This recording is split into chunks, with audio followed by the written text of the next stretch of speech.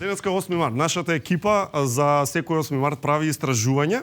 Ги прашуваме познатите македонци што им даваат на своите поубави половини. Така да еве вечерта нели е тука, веќе подароците се дадени и еве ги одговорите. Значи што и дадовте на сопругата или на поубавата половина денеска за 8 март. Христијан Мицкоски кажа: па не бев сигурен дали да ја давам подарок, ако собере 63 пратеници, ќе пробам да направам нешто околу тоа. Не знам.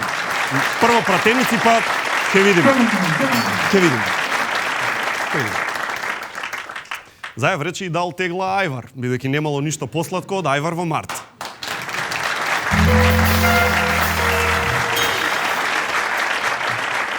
Груевски, како стигнавме до Груевски, само Бог знае. Тој кажа ќе сготви еден гулаш, но со оглед на тоа дека е многу далеку од сопругата, веројатно ќе го јаде. Мислам гулашот. Сам ќе го јаде.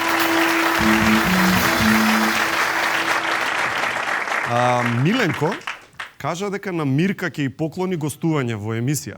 Ама тој е голем джентлмен, не знам дали знаете, така што не подарува само за 8 март. Мислам тоа се гледа од останатите 320 гостувања што и ги дава во годината.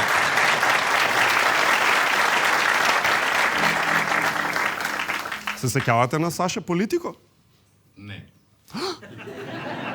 Како не ти е срам? Што не следиш естрада?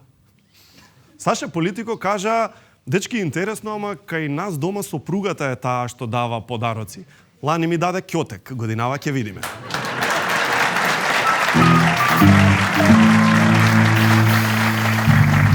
А еве го омилениот селебрити на Гуру Харе. На прашањето што ќе подарите на сопругата за 8 март, Васко Ефтов одговори: годинава за подарок ќе оставам да се доискаже.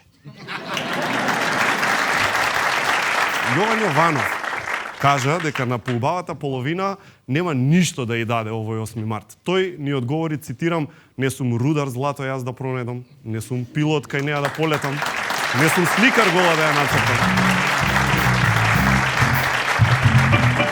А бога ми немам ни дозвола со кола да ја повозам.